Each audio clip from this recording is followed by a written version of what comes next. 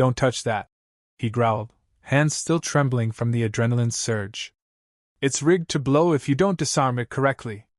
The corridor around them was dark except for a sputtering overhead light, and the woman crouched near the half-exposed wiring didn't look entirely human, not with that faint shimmer along her neck and arms. He had spotted her the moment he'd slipped through the half-collapsed bulkhead. She was all sharp angles and slick, translucent markings that seemed to pulse in time with her breath. Somehow, she had made the derelict research ship's hallway feel claustrophobic, despite its wide-lane design. Her voice was low, spoken in a dialect he almost recognized. When she noticed him pointing the small arc pistol at her, her lips parted in a sneer, or perhaps it was a grin. The corridor flickered again, and her eyes caught the pale light with an unsettling gleam. He swallowed and steadied the weapon. He wasn't sure if she was armed, but he knew better than to trust random travelers on an abandoned cruiser. I said don't touch, he repeated, forcing a firmness into his tone that he wasn't sure he felt. Her pointed chin tilted up, those shimmering markings across her cheeks brightening. She looked defiant, bristling at the suggestion that she needed his guidance. Then she spoke, soft, heated words in a language he'd never heard but somehow sensed was full of tension and threat. Her voice sent a small shiver down his spine, and he realized, in a dizzying instant, that she was neither fully friend nor immediate foe. She could be either. Everything about her posture declared she had no interest in being told what to do. But her gaze lingered on his face for a breath longer than necessary, and he felt, absurdly, that she was as curious about him as he was about her. The overhead light gave another flicker, and the corridor fell into gloom. In that moment he heard her move, sliding across the wreckage-littered floor. She reached out and touched the console, oblivious to the deadly connections. Stop, he snapped, darting forward. Do you have a death wish? He seized her wrist. It was warm, softer than he expected. She hissed something again, her free hand coming up as if she would slam her palm into his face. Instead, she pressed it against his chest. He heard his own breath catch at the heat of that contact, at the electric jolt that shot through him. I'm trying to help, he growled, ignoring the part of him that wanted to stare at the delicate swirling patterns crossing her forearms. If you reroute the power feed incorrectly, you'll blow half the deck. She blinked. Her eyes were large, elliptical, and he realized they were rimmed with a faint, luminescent band of color.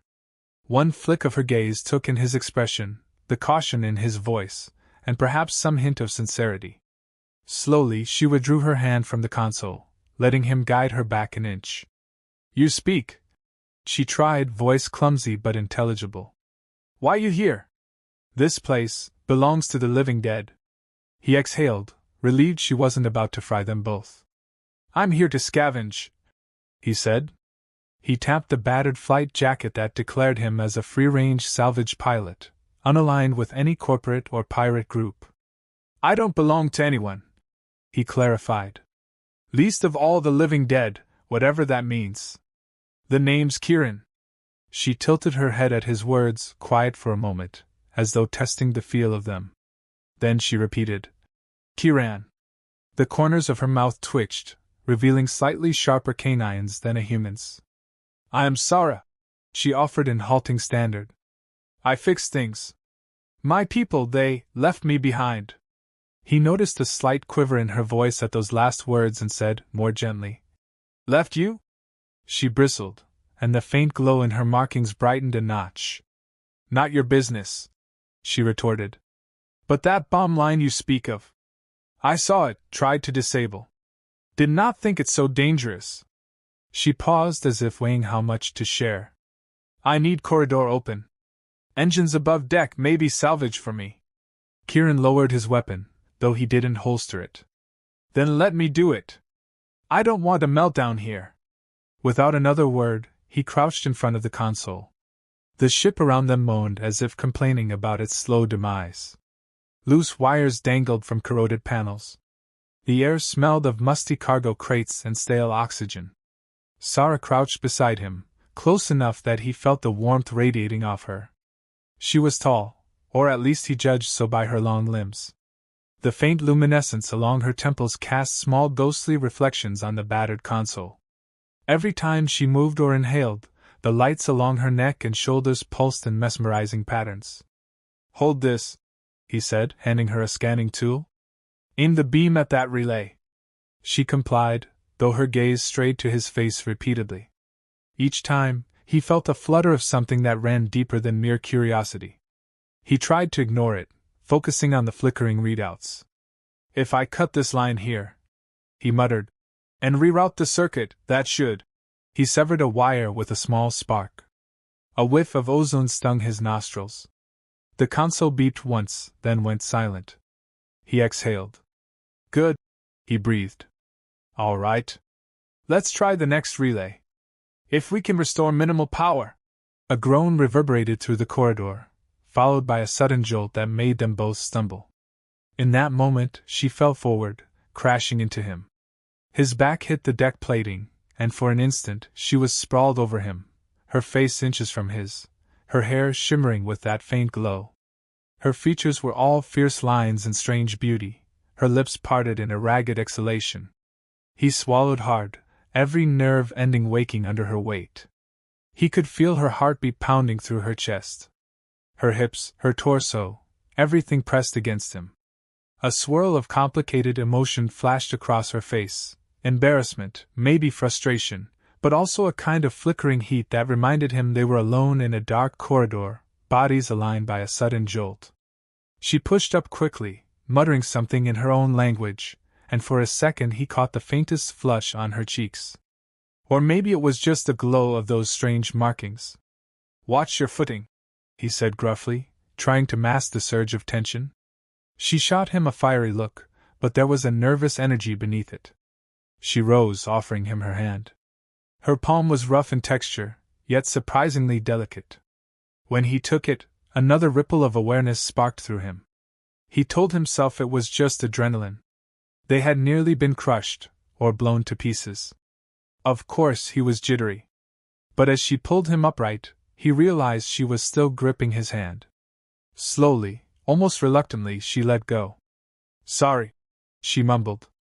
"This place, crumbling." "No kidding," he said. He rubbed the back of his neck. The entire corridor was on the verge of collapse. The overhead lighting flickered, and something in the walls was beginning to hum with an ominous undercurrent of energy. "Look, we should move. This ship's not stable." She gave a terse nod. "Yes. Engines." "Engines?" He frowned. "You said you wanted to salvage them. That's usually a two-person job at least. The place is crawling with hidden traps, plus the hull's been compromised. Radiation pockets everywhere. We can't just—" He trailed off. She stared at him expectantly. He realized that he was, in fact, volunteering himself. "You want to come with me?" "You know bombs," she said. "You have the tool for scanning. And you are alone, yes?" Her lips formed a wry shape. "I am alone too." Kieran bit back a retort. Sure, he was alone. He'd been jumping from salvage job to outrun old debts, and keep his mind too busy to dwell on past regrets. Part of him wanted to keep it that way. But something about her presence teased him, a sense that she wasn't just a random scavenger. She had a story, and the gleam in her eyes suggested it was a dangerous one. "Fine," he relented. "But we do this carefully. No messing with circuits unless I say so." She responded with a faint smirk. "And you do not try to break my wrists," she countered, pointedly glancing at the hand he'd used to grab her earlier. "Deal," he said. They maneuvered through the corridor, stepping over twisted beams and broken conduit. Every so often, the ship rumbled ominously. The faint overhead lights gradually flickered back to half power, courtesy of the rerouted circuits. Sarah's glowing patterns brightened in tandem with the ship's electricity, as though she drew life from the environment. Kieran found his gaze drawn to her again and again, marveling at the interplay of light across her skin. She caught him looking once, and her lips curved slightly, but she said nothing. They turned a corner, and the corridor opened up into a wide cargo hold, strewn with fallen crates and shredded netting. Machinery lay half-submerged in pooling coolant fluid. The overhead cargo bay doors had collapsed in on themselves, forming a precarious tangle of metal overhead. "Careful," Kieran murmured, scanning the area with a handheld device. "Radiation's higher here. We'll need to pass through quickly." She took a step forward, but her boots slid on the slick floor. She stumbled, and he grabbed her elbow, steadying her. When their eyes met, the air felt heated. She made no immediate move to pull away, and in that flicker of time, he became startlingly aware of the closeness. The glow of her body patterns against the dark, the faint tension in her jaw that told him she was fighting some internal battle. "Thank you," she said in an ear whisper. His heart kicked in his chest. "You're welcome." They navigated across the hold, the only sounds their breathing and the gentle hiss of leaking valves. At the far side, a cargo elevator stood half open, its doors jammed. Sarah wedged her fingers into the seam, and with a surprising show of strength, forced them open a bit more. She glanced at him over her shoulder. "We can climb?" He peered into the dark shaft. The elevator car was stuck some 15 feet above. Climbing cables in a failing ship was a bad idea in the best of times. But they had no better route. "Yeah," he muttered, hooking the scanner onto his belt. "Just be quick." She gave a curt nod, hoisting herself onto the ledge. Her agility was impressive. Within moments she was perched on a structural beam inside the shaft, beckoning him to follow. Kieran exhaled, tried not to think about the risk, and pulled himself up. Inside, the darkness was near total except for the faint glow from her body. He tried not to stare at the shifting patterns along her waist and hips as she climbed. But every glimpse of her luminous skin lit the walls in subtle patterns, revealing the rusted metal cables they had to hold on to. "Han," she murmured, pausing at a small barrier. She reached back, and he grasped her palm to steady himself. Their joint weight made the cable sway. For a second, panic surged in his chest. If the cable snapped, they'd plunge into the dark depths of the ship. But she waited patiently until he found footing. Then, little by little, they ascended. Closer to the top, the elevator car blocked most of the exit, but there was a narrow gap they squeezed through. She emerged first, and her silhouette glowed softly in the gloom. Then she extended a hand and helped pull him up. They tumbled onto a maintenance walkway, breathing heavily. The air here was staler, tinged with something metallic and acrid. "Engines that way," she murmured, pointing down a corridor. "Crew compartments maybe that way." She swept her hand to the left. "We need to be careful." Kieran nodded, pushing hair off his sweaty brow. "Yeah. Let's hope we find something salvageable that justifies the trouble." They started forward, the walkway rattling beneath their feet. The corridor's lights flickered to life in short, dismal bursts, revealing old scorch marks along the walls and a scattering of debris. Some kind of struggle had taken place here. Blaster marks, scattered shells. Kieran's stomach tightened. "Maybe pirates," he guessed. "Or some corporate security team." Sarah's voice was quiet. "It was not pirates. My people came here once." He looked at her in surprise. She had that dark expression again, the one that hinted at a painful memory. He didn't push. Instead, he followed her to a set of wide double doors. She pressed the control, and the door gave a squeal before inching open. Warm air rushed out, thick with the smell of engine coolant. The main drive chamber was massive, a half-circle of catwalks overlooking a nest of turbines, fusion regulators, and coiling cables. It glowed a sickly green in the emergency lighting. Something hissed from the far side, venting pockets of steam. "All right," Kieran said, scanning the chamber. "Let's see if the engine's salvageable, or if it's going to blow." He made his way to a console, mindful of any booby traps, but it seemed inert. Sarah circled the platform, her steps echoing in the vaulted chamber. "We can fix the coolant line," she murmured. "Stabilize the reaction, maybe." She trailed off, studying an array of flickering readouts. Kieran joined her. Together they worked through the labyrinth of wires and hoses, adjusting valves and reconnecting lines. Now and then, they brushed arms or bumped hips, each collision sending a tiny surge of awareness through him. He could tell she felt it too. Her face would tense, and her glowing markings would pulse faster. At one point, a sudden spray of coolant splashed across Kieran's chest, soaking his shirt. He cursed and pulled off the dripping garment, tossing it aside.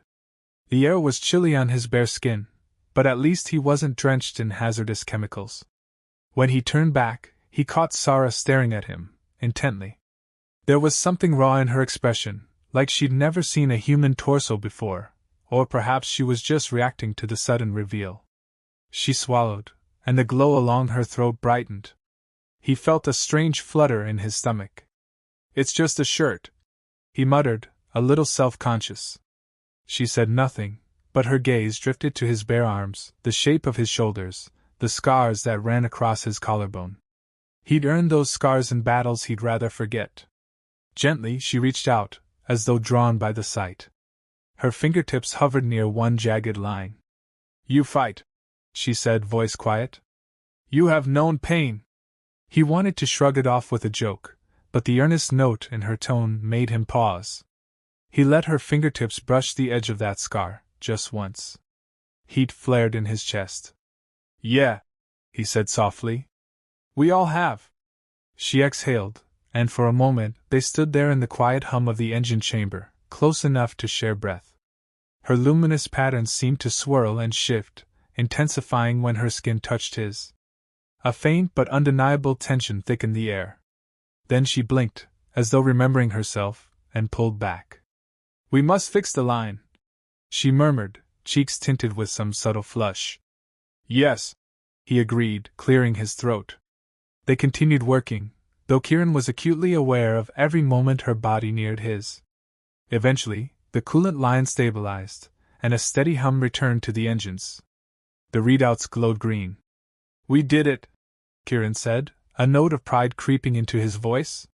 "Now we can salvage the parts or maybe even jumpstart this tub." He shot her a grin. She returned it, though faintly. "Then we leave? You have ship?" He hesitated. "I do. But it's small, cramped. And I'm only one pilot. Bringing this entire cruiser back to port is out of the question, especially with the hull compromised. We'll pick off the best components, haul them out to my cargo skiff. That should fetch a decent price." She looked away, tension settling across her shoulders. "I need more than money," she said. My people left me.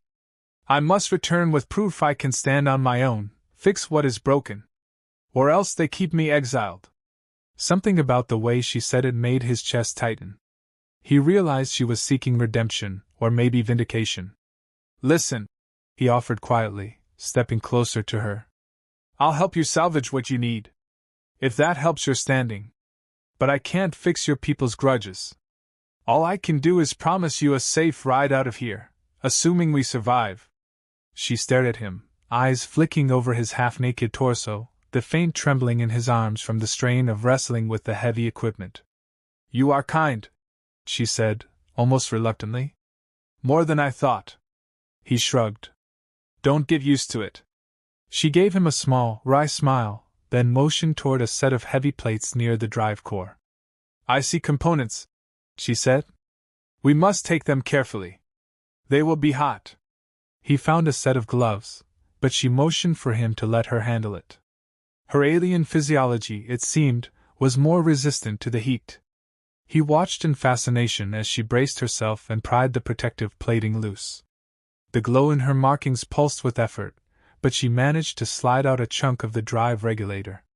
He hurried forward to help steady it, ignoring the scalding warmth through his gloves. Together, they lowered it to the deck, then repeated the process with other valuable pieces. By the time they were done, his arms ached, sweat beaded on his forehead, and his skin carried smudges of grease. She looked similarly worn, her hair plastered to her neck, glowing lines flickering with exhaustion. But there was satisfaction in her eyes. "We should rest," he muttered, glancing around. "Find somewhere secure to catch our breath." She nodded, pressing a forearm across her brow. "Yes. Then we move these to your ship. But be quiet. There could be watchers." He froze. "You think someone else is here?" She shrugged, a tense set to her shoulders. I am not sure. Sometimes I feel eyes. My people's enemies, maybe the ones who destroyed this ship. He felt a spike of unease. Great, he said dryly. All right, let's find a safe spot, away from the radiation. She hefted a tool kit, and he gathered the smaller salvage pieces. Together, they left the engine chamber, the green glow fading behind them. They passed through winding passages and found a smaller storage room that seemed relatively intact, its door half jammed open. Inside, the overhead lights were out, but emergency auxiliaries provided a dim, reddish gloom. They secured the door with a damaged pipe, so it wouldn't slide open from the outside. When he turned around, he caught her staring at his bare torso again. Self-conscious, he rummaged in his pack for a spare shirt. Here, he muttered, tugging it over his head. She stepped closer before he could pull it fully down, her hand brushing his ribcage. Her eyes flitted up to his. I wanted to see, she whispered, and for a second, he could almost feel the tension radiating off her, a mixture of curiosity and longing. His breath caught. She leaned in, just a fraction, and he wondered if she was about to close the distance, if she wanted contact with his skin again. Then she drew back, swallowing. Sorry, she said simply. Curiosity. He let the shirt drop into place. It's all right. Silence stretched. He realized his heart was pounding, and from the quickening glow on her markings she felt something too. But neither of them moved to break that fragile moment further. We should rest, he said at last. She nodded, settling onto the floor among some crates, rummaging for a blanket or anything that could keep out the chill. Kieran slid down next to her, setting his pack as a makeshift pillow. The floor was cold, the air stale, and exhaustion weighed on them both. But even as he tried to drift, his mind kept returning to the press of her body against his, the glowing patterns on her skin, the quiet vulnerability in her voice. He thought of how alone they both were on this drifting tomb of a ship. And despite himself, he felt drawn to that flicker of warmth she offered in the darkness. She dozed fitfully, stirring now and then. Once she shifted closer in her sleep, pressing her shoulder into his. For some reason, he didn't pull away. The contact, fleeting though it was, eased a tightness in his chest he hadn't realized he carried. Eventually he let his eyes close, lulled by the hum of distant machinery and the soft cadence of her breath. They were alone, yes, and in danger. But for the first time in a long while, he didn't mind sharing his space with someone else. In that fragile calm, he drifted into uneasy dreams, wondering if by morning everything would shatter, or if he'd discover something even more perilous than a failing starship, the risk of trusting another soul. He woke to a faint scrape against the door. His eyes snapped open, pulse hammering. The red emergency lighting had dimmed further, and Sarah was still curled beside him, her eyes fluttering open at the sudden tension in his posture. He pressed a finger to his lips, and she nodded, the glow in her markings pulsing softly. Another scrape. A hiss of metal against metal. Someone, or something, was outside, testing the jammed door. Carefully, Kieran drew his arc pistol from his belt. Sarah stood, quiet as a shadow, her own weapon in hand, a slender, curved blade he hadn't seen before. The door rattled once more. Then all fell silent. Kieran held his breath for a count of 10. At last, whatever was out there seemed to move on. He exhaled slowly, glancing at Sarah.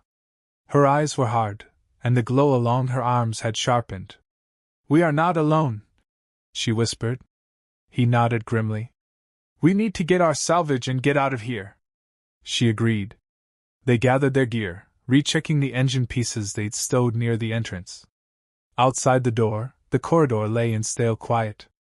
The overhead flickers of light revealed no immediate threat, but a chill crept over Kieran's skin. He signaled for her to follow, and they crept along the hall, weapons ready. At intervals they paused to listen. The ship's metallic groans seemed louder now, the hull shifting around them as though it might tear open at any moment. But it wasn't until they reached a branching corridor near the port side that they heard it. Footsteps, stealthy and measured. Kieran motioned for Sarah to hide behind a section of collapsed plating. They crouched, breath shallow. Soon, two figures emerged from the gloom. They wore mismatched armor, and from the glimpses Kieran caught, they had an air of seasoned brutality. Possibly mercenaries or pirates. One carried a rifle with a mounted searchlight, the other held some sort of scanning device.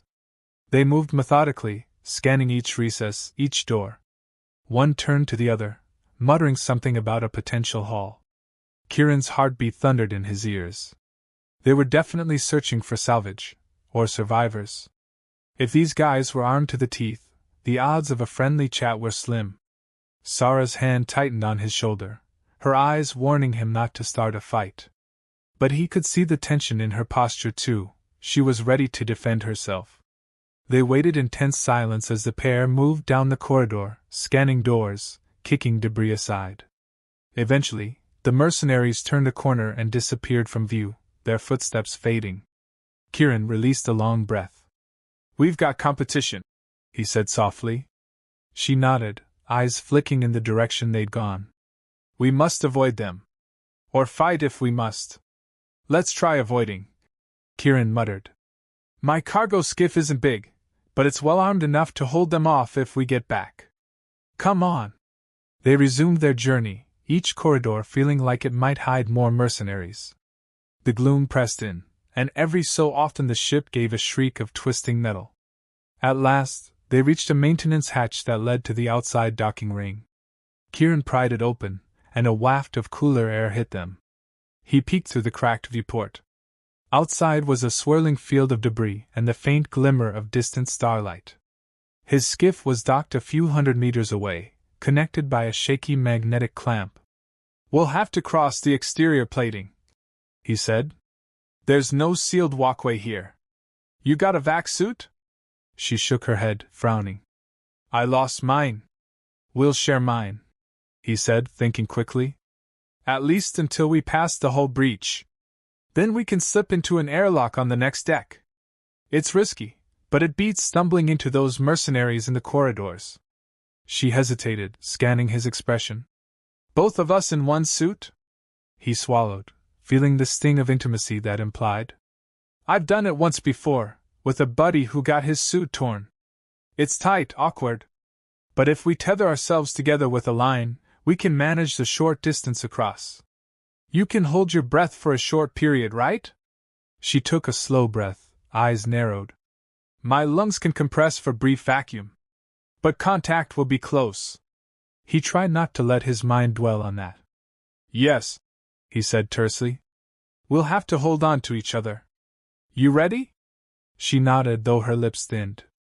He pulled out the battered vac suit, unrolling it from his pack. The bridging corridor behind them moaned, but they ignored it, focusing on the precarious plan. "I'll put it on halfway," Kieran said, slipping into the suit from the legs up. "I'll leave the torso open so you can fit. We'll both use the helmet's oxygen. You'll have to cling to my front so we can seal it over both our heads." Her eyes flicked to his torso. He realized with a sudden lurch that he'd have to remove his shirt again to fit them both inside. Without a word, he peeled it off. Her gaze slid over his skin, that faint glow returning to her markings. He tried to keep his tone calm, professional. "We don't have time to be shy," he said quietly. "This is life or death." She nodded. "I know." He braced himself against the hatch, arms extended. She stepped in, pressing her body against his, her arms sliding around his shoulders so their chests aligned. He felt the heat of her skin, the press of her curves, the flutter of her breath. It was staggering, that sudden closeness, and he fought to keep his focus. "Helmet," she whispered. He grabbed it, guiding it over their heads. The ring sealed with a hiss, creating a cramped bubble of air around them. Her breath hit his cheek, and the luminous patterns along her arms glowed with heightened intensity. "Stay calm," he murmured. Deep breaths. The suit's gauge showed enough air for maybe 10 minutes.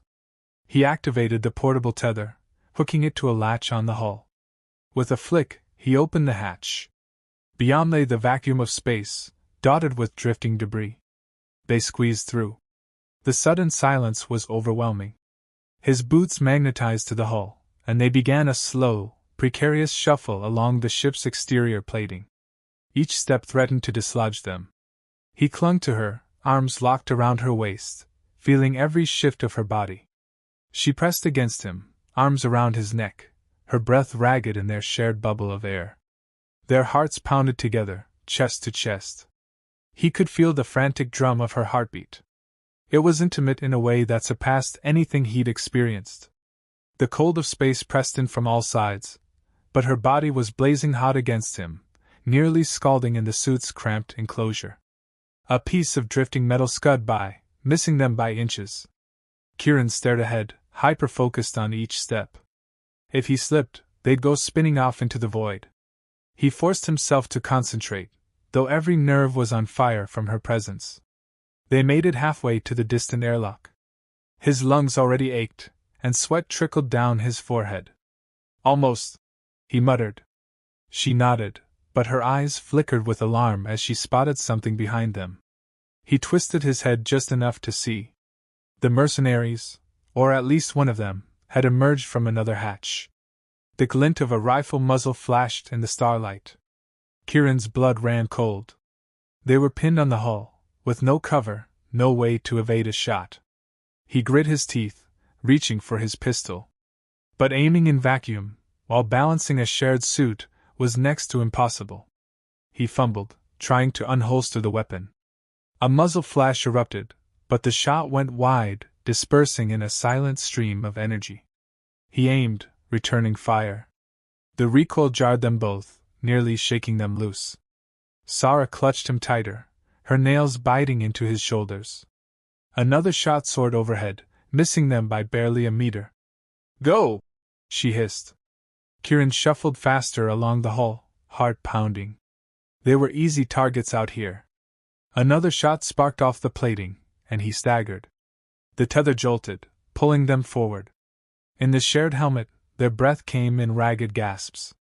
At last, they reached the small auxiliary airlock. He slammed a control pad, praying it still had power. The doors slid open with a hiss, and they tumbled inside.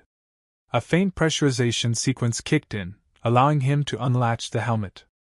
They gasped in the stale but breathable air, still tangled in each other's arms. Another shot struck the outer door, but it sealed shut, blocking further blasts, for now. They slid to the floor, panting. She was half on top of him, her limbs trembling from exertion. Their faces were inches apart, each breath tangling. For a moment he felt the wild rush of relief that they were alive, that they'd made it, pressed together in the flickering emergency lights. Her eyes roamed his face, and before either could speak, a strangled laugh escaped him. Maybe it was hysteria, or the absurdity of their predicament, or the overwhelming heat of her body against his. She stared at him, then let out a breathless, almost disbelieving chuckle. "We nearly died," she said. Again. "Yeah," he whispered.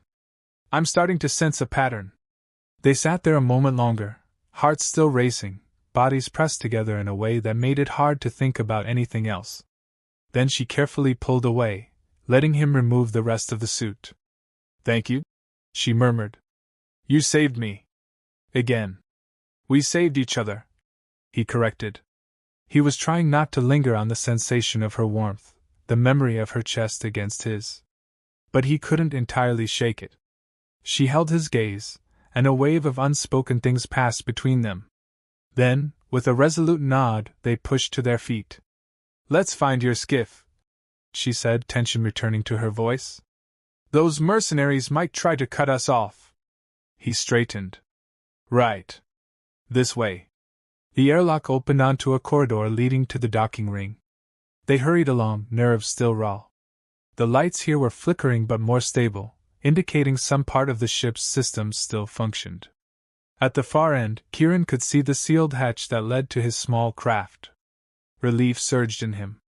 "We're almost there," he muttered, picking up the pace. The corridor, though, wasn't as empty as they hoped.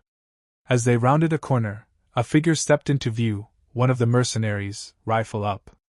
Kieran reacted on instinct, dropping into a crouch, but the first shot caught him in the shoulder, sending a searing pain through his arm. He gasped, staggering. Sarah let out a furious hiss. Before the mercenary could fire again, she lunged, blade flashing. The rifle jerked, and a wild shot burned into the ceiling. Kieran, dazed, saw her grapple with the armored foe, her luminous markings blazing with intensity. She slashed, ducked a retaliatory blow, then spun and buried the blade in a gap of the merc's armor. A silent scream twisted the man's face behind his visor. He collapsed, blood staining the deck. Kieran panted, clutching his shoulder, which burned from the graze. "Gods!" he muttered. "That was close." She turned, eyes fierce, chest heaving. "You are wounded?" He nodded, grimacing. "It's just a graze. I'll manage." She tore a strip of cloth from her own gear, pressing it against his bleeding shoulder to staunch the flow. He flinched at the sting, but her touch was gentle. "I told you. We watched for them." Her voice trembled a bit. "Let's just get to the skiff," he said. They hurried on, leaving the mercenary's body behind. At the hatch leading to his craft, Kieran punched in a code. The door slid open, revealing a cramped airlock, and beyond that, his battered but functional salvage skiff. It was hardly a luxury vessel, but its engines were solid, and the cargo hold had enough space for the crucial parts they'd collected. "We'll have to come back for the rest of the salvage," he said, glancing at the lumps of equipment they'd stacked. "We can't carry it all in one go." Sarah nodded. "Yes. But first, you fix your arm." "Right," he said. They stepped inside the skiff, and he sealed the hatch behind them. With a press of a button, he detached from the cruiser, letting the magnetic clamp release. Through the small viewscreen, he could see the hulking shape of the dead ship drifting. He set the skiff to hold position nearby so they could redock at a safer airlock, or at least keep watch for the mercenary's craft. Then, he guided Sarah into the tiny med bay, which was really just a closet with a basic kit. She helped peel away his charred sleeve. The wound was superficial but still painful. She cleaned and bandaged it, her touch surprisingly tender. Each brush of her fingers stirred that troubling awareness again. His eyes met hers, and a tension hung in the quiet space. She secured the bandage, exhaling. "You fight well," she said softly. "Reckless, but well." "Thanks," he said wryly. "You too. I wouldn't want to be on the business end of that blade." She gave a small shrug, her eyes distant. "I am not proud of killing. But sometimes there is no choice." He caught the flicker of sorrow across her features. The hum of the skiff's systems filled the silence. Finally, he spoke. "We'll rest here for a bit. Then we'll figure out how to safely get the rest of the salvage. Or if we should cut our losses." She nodded. He guided her into the main cabin. It was cramped, just 2 seats, a control console, and behind that a narrow cot. There was no privacy, no real separation. She glanced around, curiosity evident in the tilt of her head. "This is your home?" "For now," he said. "It's not much, but it keeps me alive." She touched a panel, drawn by the hum of electronics. "You travel alone?" "Why?" He blew out a breath, sinking onto the pilot's seat. "Why not? Fewer attachments, fewer people to lose." She looked at him, luminous eyes steady. "You lost someone." It wasn't a question. He opened his mouth to retort, but the words stuck in his throat. "Yeah," he admitted at last, voice rough. "I lost more than one, actually. People I cared about. A partner, a friend. War, betrayal. The details don't matter anymore." A hollow sensation twisted his chest. "I can't afford to." He stopped, realizing he was spilling too much. She crouched beside him, those shimmering markings pulsing gently. "I know that kind of pain. My exile, it was not just a punishment. It was also heartbreak." Her voice cracked. "I loved someone once. I believed we would unite our tribes. But politics tore us apart, and I was blamed, cast out to wander." He studied her face, seeing the raw ache there. In that moment, he recognized a kindred spirit of sorts, someone who'd been betrayed by fate, forced into loneliness. He reached out slowly, resting his hand on her shoulder. I'm sorry, he said. Truly. Her gaze flickered to his palm. Slowly, tentatively, she placed her hand over his. The contact sent a spark through them both, a shared understanding that went beyond words. They stayed like that for a beat, hearts beating in the hush of the cabin. Then he cleared his throat, withdrawing his hand with gentle reluctance. Let's, figure out our next move, he said quietly. We can't let those mercenaries get all the salvage. That ship is worth a fortune in parts. She rose, crossing her arms. Yes. But they want it too. We have a bit of an edge if we re-enter from the upper deck. I know a route that might bypass them. She nodded. I am with you, Kieran. Hearing his name on her lips made his chest tighten. He forced himself to focus on the plan. We'll rest for an hour, let my arm recover a bit, and see if the skin picks up any other vessels. Then we strike. She agreed. He showed her how to activate the skiff scanners, and she stood there, intently studying the readouts, as if hungry for knowledge. He watched her from behind, noticing how her body seemed built for grace and power, the lines of her form accentuated by the faint glow of her markings. For an instant, he let himself admire that alien beauty. Then he dragged his attention back to the controls. The hour passed quickly. They rationed some water and protein bars, fueling up for the next dangerous excursion. Then Kieran donned a fresh shirt, though a part of him remembered the way she'd reacted when he removed it. He couldn't decide if it was purely curiosity or something deeper. He tried not to dwell. They redocked with a battered portion of the cruiser's upper deck, scanning to ensure minimal mercenary activity. The corridor was in better shape, but the flickering lights and ominous groans persisted. Stay close, Kieran said. She gave him a tight nod. Step by step, they moved inward, slipping through half-collapsed passages. Occasionally, they heard distant bangs or muffled shouts, likely the mercenaries still prowling the lower sections. They ducked into a supply room, rummaging for any gear. A half-intact crate of medical supplies looked valuable. Good find, Kieran murmured, tossing it into a carry bag. We can sell or trade these if we make it out. Sarah tested a portable battery unit, her eyes lighting up when it powered on. This might help me fix the defense systems, she mused, already poking at the wiring. Defense systems? He asked, arching an eyebrow. This ship is old, but maybe I can get the turrets online in some limited capacity. Then we can keep the mercenaries away while we gather salvage. He let out a low whistle. That's a tall order. She gave him a crooked smile. I like tall orders. He found himself smiling back. All right. Let's give it a shot. They slipped deeper into the upper deck, following her memory of the ship's layout. She led him to a small control station that, while damaged, retained some power. A console blinked faintly. Watch my back, she said, kneeling before it. She set the portable battery aside, began rewiring the console with deft fingers. Kieran positioned himself behind a fallen beam, scanning the corridor for threats. I appreciate your help, you know, he said after a moment. I'm a decent scavenger, but not so good at advanced systems. She kept working. I do this to help me as well, she replied evenly. I want to prove I can restore what is broken. The quiet determination in her voice stirred something in him. They fell silent for a few minutes, focusing on their tasks. Outside, the corridor was eerily still. Finally, she gave a triumphant sound. I have partial access. The turrets on decks 3 and 4 might be operational. We can reroute them here. Her voice cut off as footsteps echoed down a nearby hallway. Kieran tensed, gesturing for silence. From his vantage, he saw 2 mercenaries creeping by, scanning each doorway. They hadn't noticed him yet, but it was only a matter of time. Slowly, he raised his arc pistol. His heart pounded in his ears. She glanced up from the console, eyes wide. He signaled her to stay down. Another moment, and the mercenaries stepped closer. Kieran squeezed the trigger.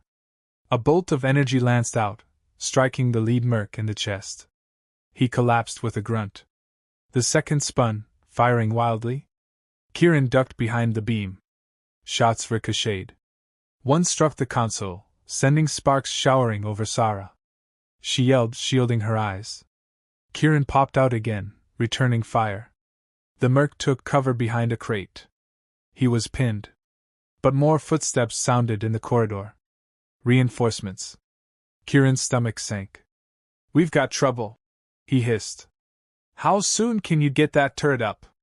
She gritted her teeth, ignoring the sparks and frantically tapping the console. "Working." A flash of light erupted from beyond the corridor, and a third merc, armed with some heavy weapon, stepped into view. Kieran pressed himself flat, adrenaline surging. Another shot blasted the beam he hid behind, sending shards flying. "Hurry," he urged. "One more moment," she growled. Then, abruptly, the overhead lights flickered, and a distant rumbling echoed through the halls. "Got it!" she shouted. "Turrets online!" A new sound roared down the corridor, mechanical whirs and the hiss of an old defense system powering up. The mercenaries froze, realizing the weapon was turning on them. Kieran risked a glance. A battered automated turret poked out from the overhead panel. It swiveled, beeped, then unleashed a hail of plasma fire. The mercenaries scattered, yelling. 2 went down under the barrage. The heavy weapon user dove behind a corner, cursing. "Yes," Kieran said under his breath. Sarah's eyes blazed with triumph, though sweat trickled down her temple. "Let's get out of here before more come," she said, gathering the battery pack.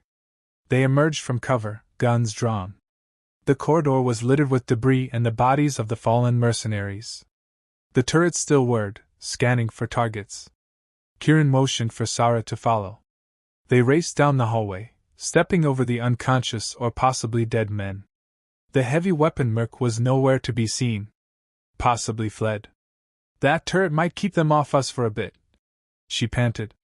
"We can salvage more. We're pushing our luck," he muttered. But the gleam in her eyes was fervent. "Just a bit more, then we go," she promised. They hurried into a side chamber labeled Control Access. Inside, they found 3 crates of high-grade circuitry, some kind of advanced tech that was still sealed in protective foam. Kieran's heart soared at the thought of the credits. "This is worth a fortune," he breathed. "We can both make out well with this." She smiled, a real, unguarded smile. "Yes. Enough to rebuild my life, maybe." He hefted a crate onto his shoulder, wincing at the pull in his injured arm, but the adrenaline kept him going. She grabbed another, and they hurried back the way they'd come, mindful of the turret's zone of coverage. The corridor was still empty, but they knew the mercenaries might regroup. Anxiety twisted his gut. When they reached the docking hatch, it was closed. "I left it open," he said, frowning. He set down the crate, scanning for any forced entry. A chill trickled down his spine. "Could be a trap." She nodded, eyes dark. Carefully, they approached. He typed his access code, and the door hissed open. Immediately, a shot rang out. They dove aside as a figure lunged from behind the door.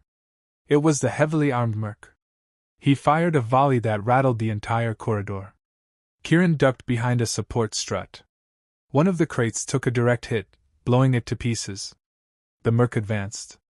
Sarah snarled, flipping her blade in her hand, scanning for an opening. Kieran's mind raced.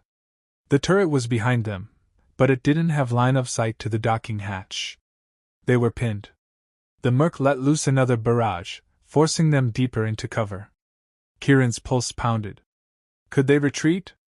The corridor behind them led back into the ship's labyrinth. More mercs might be waiting. Their best chance was to take this guy out. He exchanged a look with Sarah, then nodded. In a synchronized move, he leaned out, firing his pistol to draw the merc's attention, while she sprinted along the wall, moving fast and low. The merc turned his rifle on Kieran, peppering the strut with burning holes. Kieran gritted his teeth, ignoring the heat. Then Sarah exploded from the side, blade cutting a lethal arc. The merc tried to pivot, but she was faster. Her blade sank into his weapon's power cell, causing a bright arc of electricity. The rifle sputtered, failing. He roared, swinging the butt of the gun, catching Sarah's shoulder. She staggered, but her luminous patterns flared fiercely. With a primal yell, she thrust forward. Kieran fired at the merc's leg for good measure. The man dropped, groaning. Breathing hard, Sarah yanked her blade free, her chest heaving. The merc was alive but incapacitated, cursing them in some savage dialect. Kieran seized the moment, grabbing Sarah's arm. "Let's go!"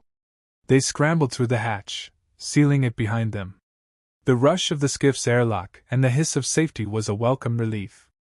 Inside, they piled their remaining salvaged crate. One was destroyed, but two were intact. "Better than nothing," Kieran said, slumping into the pilot's seat. Sarah stood next to him, wiping sweat from her brow. "Yes." He powered up the engines, detaching from the battered hull. The skiff drifted away from the cruiser. Through the viewport, they saw the shape of another vessel approaching, a larger mercenary ship, no doubt. "They're not giving up," Kieran muttered. "We'd better jump to FTL." She nodded. "Anywhere but here." He fed coordinates for a nearby safe zone, battered a few keys. The engines hummed, and the skiff lurched into faster than light. Outside, the swirling cosmos stretched into lines. For the first time since meeting, they had a moment to breathe. The tension slowly ebbed from Kieran's shoulders. He pivoted in his seat to face her. "We did it! We got out alive!" She exhaled, a shaky laugh escaping her. "Yes. I did not expect help." "Thank you." He managed a weary grin. "We make a good team." Silence fell, dense with unspoken thoughts. She reached out, resting her hand lightly on his bandaged shoulder. "How is your wound?" He glanced at the singed edges. "Hurts like hell, but I'll live." Gently, she stroked along the bandage, her fingers feather-light. The glow along her arms was subdued, a gentle pulse. He swallowed, an unfamiliar heat stirring in his chest. She seemed reluctant to pull away, and he found himself leaning into her touch. "You don't have to," he began, but she shook her head. "I want to. You are hurt." Her eyes flickered with that alien luminance. Slowly, she guided him up from the seat. "Sit," she said softly, nodding toward the cramped cot behind him. He let her lead him there, lowering himself onto the edge. She knelt beside him, carefully unfastening the ragged remains of his shirt to check the bandage. He inhaled sharply as her fingertips brushed his skin, not from pain, but from the electric awareness. A heavy hush wrapped around them. It's fine," he said, voice tight. She didn't reply, just smoothed her hand over the taped dressing. Her gaze rose, meeting his. In the dim cabin light, the swirl of her markings cast gentle reflections across both their faces. He realized her breathing had gone shallow, her pupils dilated. He lifted a hand and, with trembling caution, brushed a thumb over the filaments along her jaw. They were softer than he'd imagined. Her eyes slid shut for an instant, a soft shiver coursing through her. "Kieran," she whispered, voice thick with something more than gratitude. His heart thundered. He leaned closer, inhaling the faint metallic tang of her hair, the warmth radiating from her skin. The tension that had been smoldering between them since that first collision in the corridor flared. Their lips were inches apart. Uncertainty flickered in his mind. She was alien, but she was also proud, fierce, and so heartbreakingly alone. "We don't have to do this," he managed, voice barely audible. Her fingers curled around his wrist. "I know," she breathed. "But I want to." She closed the distance, pressing her lips to his in a tentative, searching kiss. The moment they touched, a rush of heat coursed through him. Her mouth was soft, yielding, but tinged with a quiet desperation that matched his own. He groaned, letting the tension melt into that embrace, letting weeks, years, of loneliness pour into the moment. Her arms slipped around his shoulders, careful of his wound, while he angled closer, threading fingers through her luminescent hair. Each brush of skin on skin was a spark, a reminder of the closeness they'd shared in that cramped vac suit, the life-or-death synergy that had bound them together. This was a different kind of intimacy, chosen, electric, raw. She broke away first, gasping. Her forehead rested against his, and her markings glowed wildly along her neck and collar. He could feel her trembling, and he realized his own body was shaking too. I never. She started, then swallowed. Not with a human. He gave a soft laugh, breathless. I've never with a. He paused, uncertain how to define her species. Whatever you are. But it doesn't matter. Her lips twitched in a faint, tender smile. She cupped his cheek, then hesitated, a flicker of insecurity in her gaze. Are you sure? He slid his hand over her waist, drawing her gently to sit beside him on the cot. Absolutely, he murmured, eyes locked on hers. And so the tension they'd been dancing around came to an unspoken agreement. Slowly, carefully, they let the swirl of emotional and physical attraction guide them. Her luminous skin pressed against his in hesitant exploration, each place of contact a jolt that made them both gasp. At one point, he paused to cradle her face between his hands, wanting to memorize every alien contour, every glowing line. She leaned into him, a small sigh escaping her lips that spoke of loneliness undone. Their kisses deepened, tasting relief, shared survival, and something that felt suspiciously like hope. He was careful of his wound, she was mindful of her hidden edges and ridges, and together they found a heated, clumsy harmony that was more about raw connection than finesse. Time blurred in the small cabin. The hum of FTL filled the background, merging with the quiet gasps and whispered names. When their passion finally crested, they pressed together in a breathless hush, hearts pounding as one. Neither spoke for a long while, and in that silence, Kieran realized how different this felt from anything he'd experienced. It wasn't just the novelty of an alien partner, or the dire circumstances that had thrown them together. It was the sense that two battered souls had found brief refuge in each other, however improbable. Eventually, they lay side by side on the narrow cot, her head resting on his uninjured shoulder. He brushed a hand over her hair, lost in thought. She listened to his heartbeat with half-closed eyes, her hand splayed over his chest. The luminescence in her markings had settled into a soft, steady glow. I do not want this to end, she whispered at last. He pressed a kiss to her temple. It doesn't have to, he said quietly.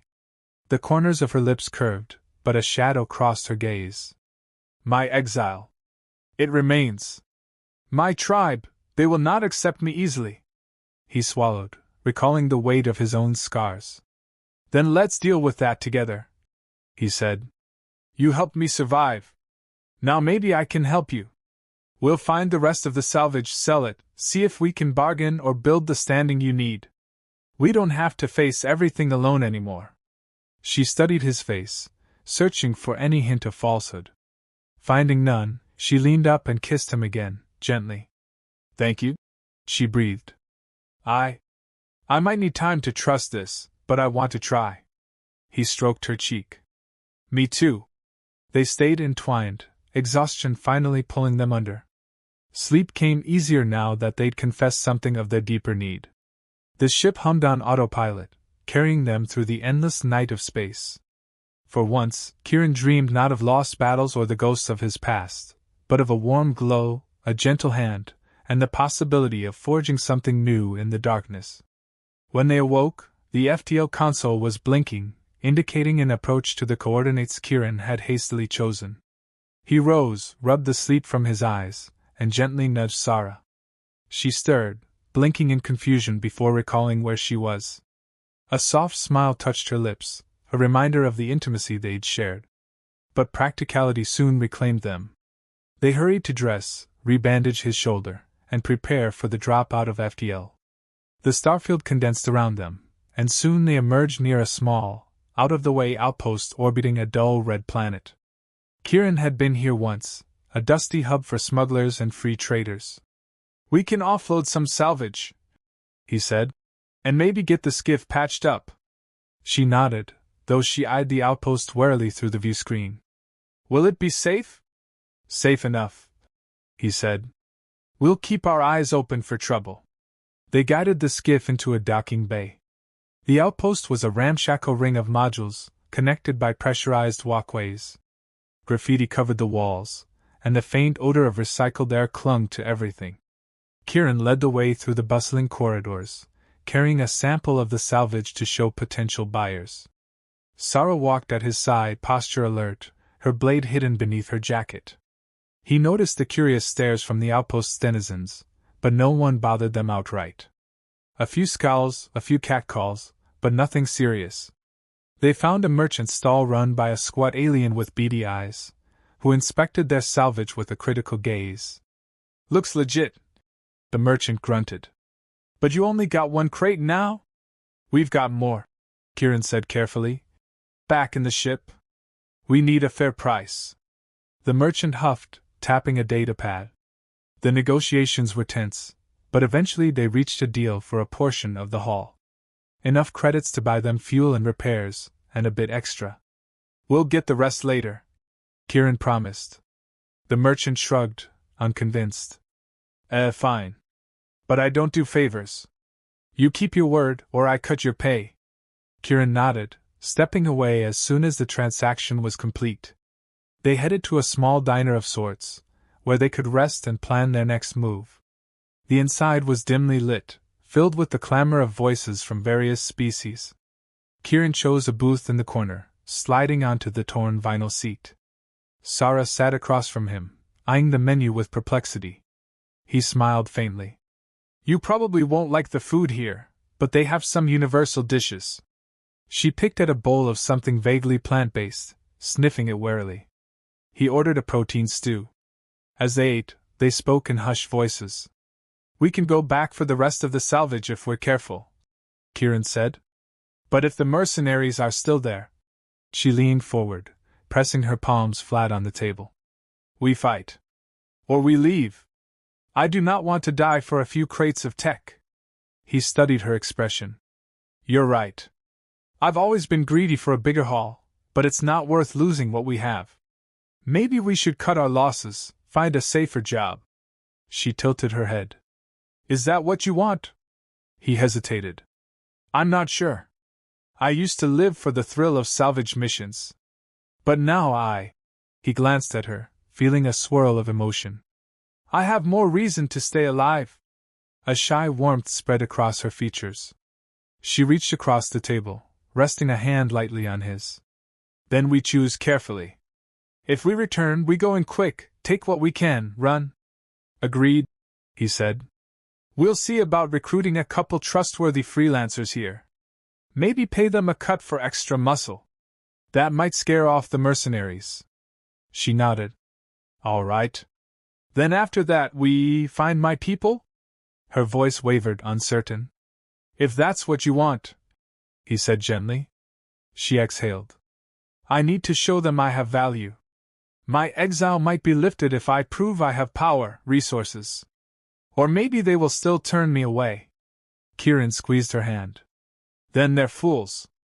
Her gaze glimmered, and she opened her mouth to respond, but she was cut off by a sudden hush that fell over the diner. At the entrance, several heavily armed figures had appeared, wearing insignias Kieran recognized as belonging to a local crime syndicate. They scanned the crowd, their gazes landing on him and Sarah. Alarm flared in his chest. "We might have trouble," he muttered. She tensed, hand drifting toward her blade. The syndicate enforcers parted, revealing a tall, scarred man with a cybernetic eye. He stalked across the diner, every patron shrinking away. When he reached their booth, he peered down.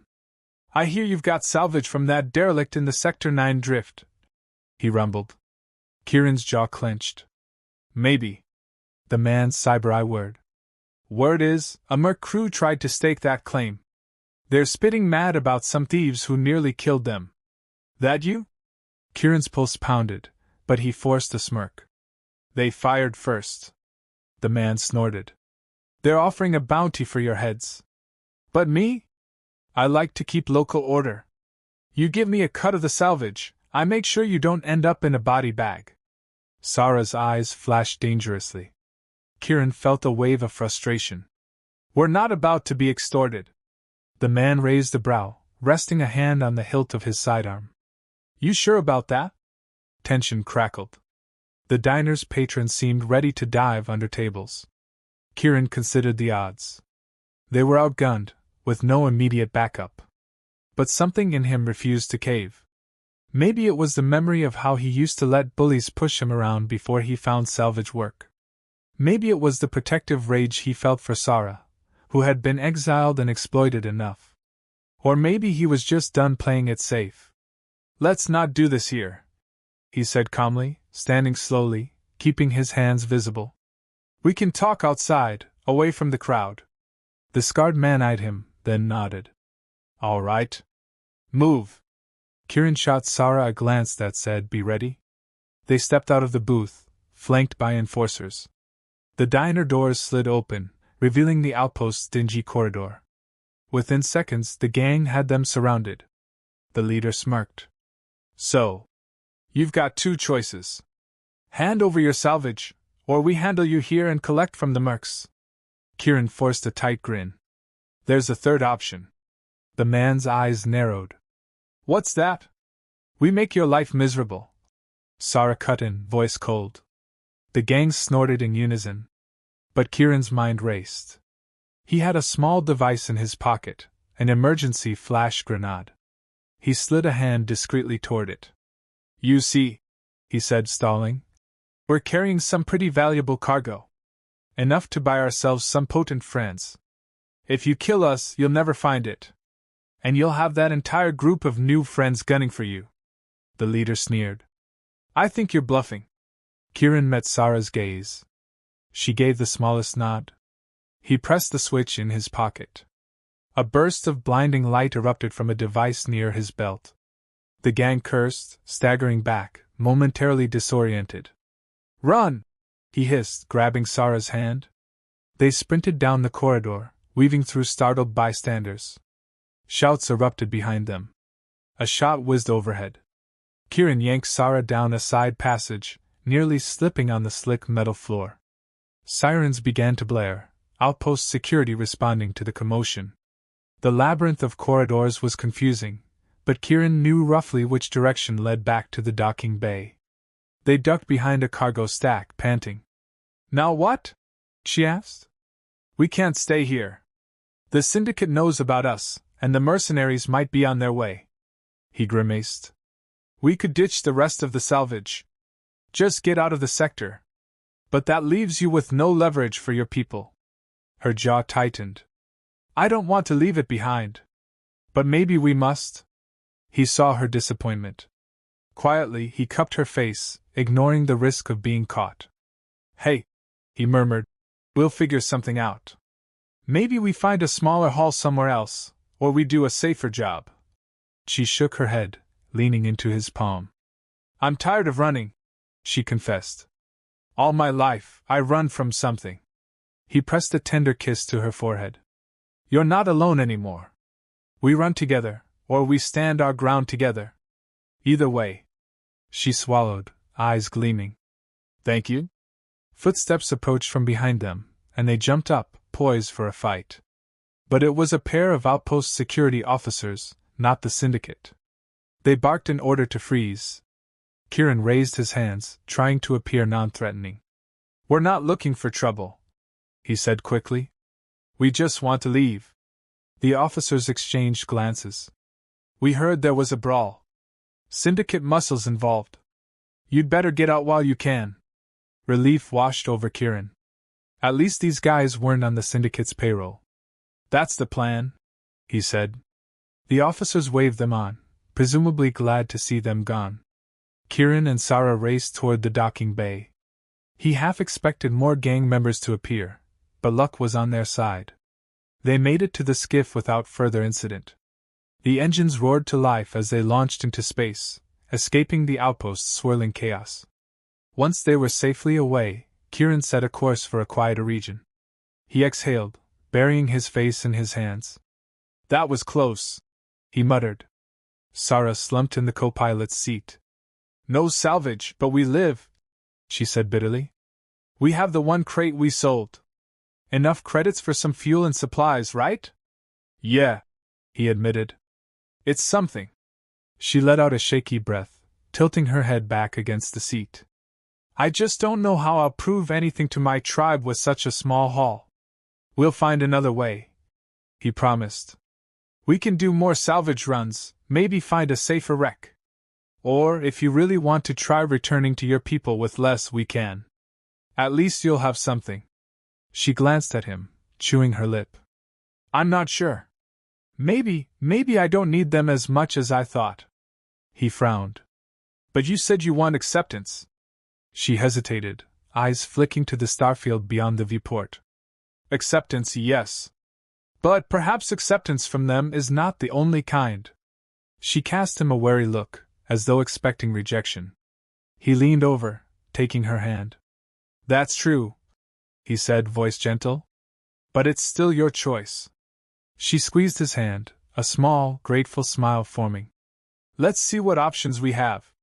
For the next few days, they drifted through less traveled routes, scanning for potential salvage. The tension that once marked every interaction softened into an easy camaraderie punctuated by deep, intimate moments. They fell into a routine, checking star charts together, planning small raids on drifting wrecks that lacked mercenary presence. Some nights, they'd cuddle in the narrow cot, whispering about their pasts or joking about the bizarre nature of fate that had thrown them together. He learned more about her people, how they used luminescent patterns to communicate certain emotions, how certain pulses meant different states of trust or desire. She told him about a time before her exile, when she was revered as a brilliant engineer.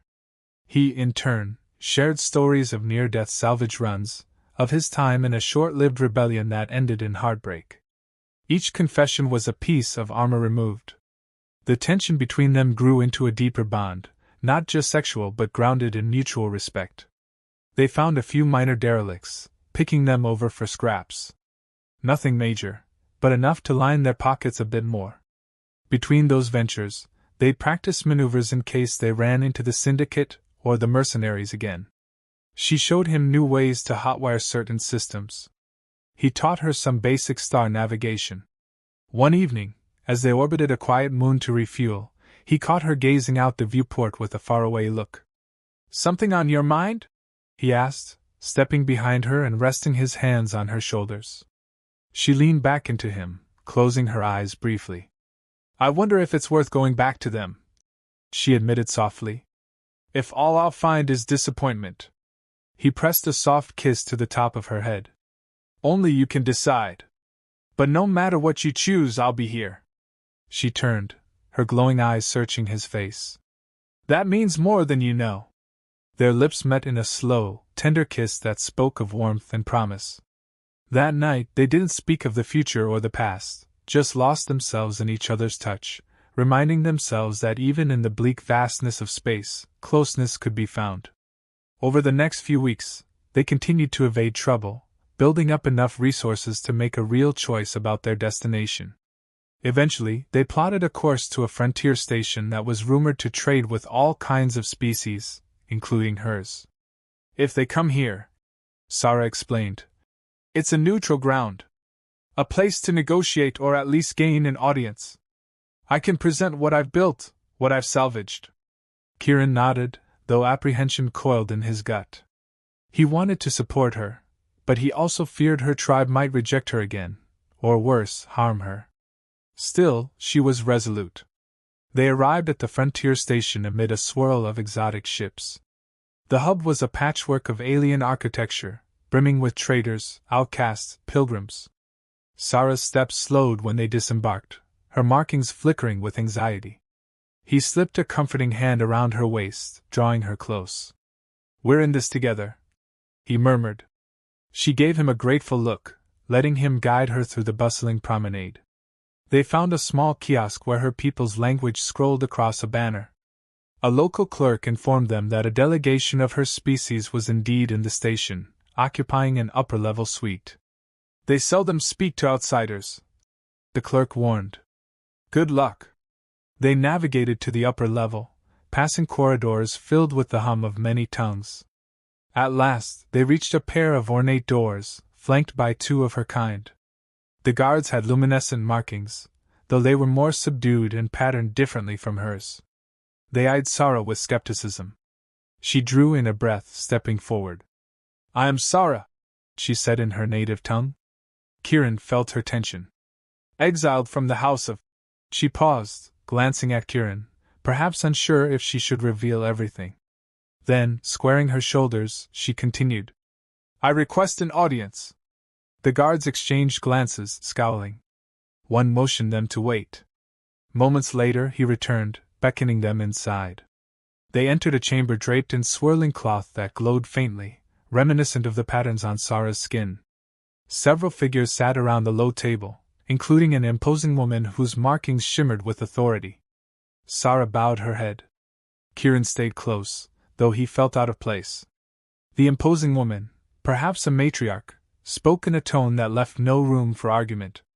Sara responded with a mix of humility and defiance, gesturing to the device they'd salvaged and repaired, an advanced regulator that could bolster the tribe's starship capabilities.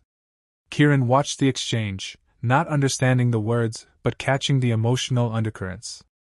The matriarch's expression was stern, her markings flickering with disapproval. Sara's posture stiffened, her voice sharpening with a desperate edge. Suddenly, the matriarch stood, face twisting with anger. She spat words that made Sara flinch. Kieran's pulse leapt. He couldn't just stand there. Wait, he said, stepping forward, ignoring the startled glances. She came all this way, bringing knowledge and salvage, just to show you what she's capable of. Why exile her if she can prove her worth? The matriarch glared, switching to halting standard. She betrayed us, put her heart before her duty. She endangered the house. Sara's cheeks burned with shame and anger. I tried to unify two clans, she said, voice trembling. I believed it was the right path. You exiled me because you feared change. The matriarch's glare deepened, but Kieran saw a flicker of uncertainty. The old ways do not bend easily, she said coldly. But perhaps we were harsh. What do you bring us now? Sara beckoned Kieran to produce the regulator. He stepped forward, carefully setting it on the table. We salvaged this from a derelict battleship. It can amplify your jump engines by a significant factor. The matriarch examined it, her expression guarded. Then her eyes snapped back to Sara. And what do you want in return? Sara hesitated, swallowing hard. Acceptance, she said quietly. A chance to prove I can serve the house. The matriarch's gaze flicked to Kieran, lips curling. And what of your human? This consort. Kieran stiffened at the disdain in her voice. Before he could reply, Sara spoke up, a hint of defiance. He is my ally. My partner. He risked his life to help me gather this. I owe him my loyalty, and I will not abandon him. A tense hush fell over the chamber. Some of the other elders whispered among themselves. The matriarch's markings flared. Our ways do not mingle easily with outsiders, she said. But if he aided you, perhaps we can find a compromise. Sara shot Kieran a hopeful look. He stepped closer, his voice calm. I don't want to disrupt your traditions, he said. All I want is for her to have a chance at the life she deserves. I can stand aside if it means she'll be accepted. He felt a pang at those words, but he meant them. Sara's eyes widened, and she reached for his hand, lacing their fingers. No, she said firmly, facing the matriarch again. I will not stand aside from him. The matriarch let out a long breath, clearly torn. Finally, she waved a hand. Leave the regulator with us. We will test it. Return in 2 cycles, and we shall see if your exile is lifted. Her tone turned icy. But the human's presence is not guaranteed acceptance. Sara nodded, shoulders tense. Thank you, she said stiffly. They left the chamber, hearts pounding. In the corridor outside, she pressed a shaky hand to her temple, her markings fluttering with nerves. Kieran placed a comforting arm around her.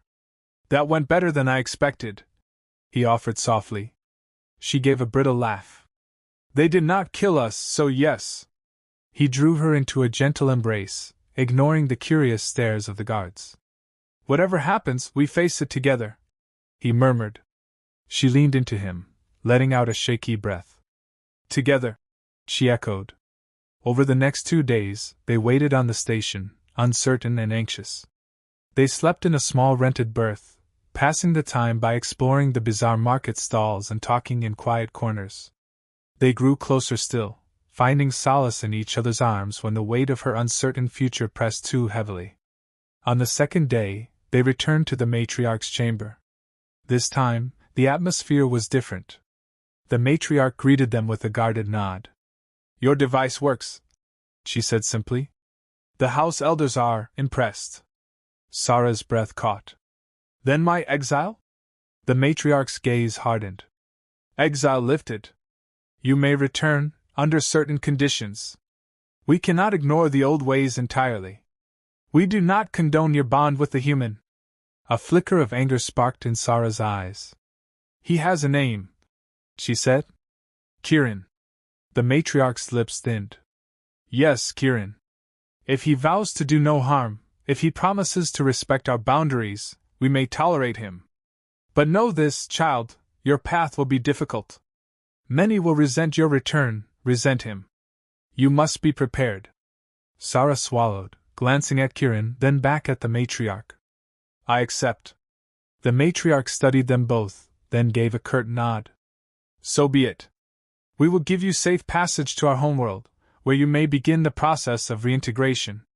Sarah's hand gripped Kirin's, trembling slightly. "Thank you," she said. "You will regret this," one of the other elders muttered under his breath. The matriarch silenced him with a glare. Then she turned to them. "Go. I will arrange the transport. Your human ship can follow or remain behind." Kirin exhaled, heart pounding. It was a victory, but also the start of a new struggle. They left the chamber, stepping into the station's corridor with a sense of momentous change. Sarah turned to him, eyes bright with mingled relief and fear. "We did it," she whispered. "Somehow." He pulled her close, pressing his forehead to hers. "Yeah," he said, voice thick. "Now comes the hard part." She let out a shaky laugh. "I never imagined this. To return with a human pilot as my partner." He kissed her gently, ignoring the passers-by. "We'll figure it out," he said. "Together." And in that kiss, he felt the promise of something deeper than acceptance, a bond forged in shared danger, mutual desire, and a fragile hope for a future neither had dared to dream. The galaxy was vast, their obstacles many, but for the first time, they had a reason to believe in a tomorrow they could shape side by side.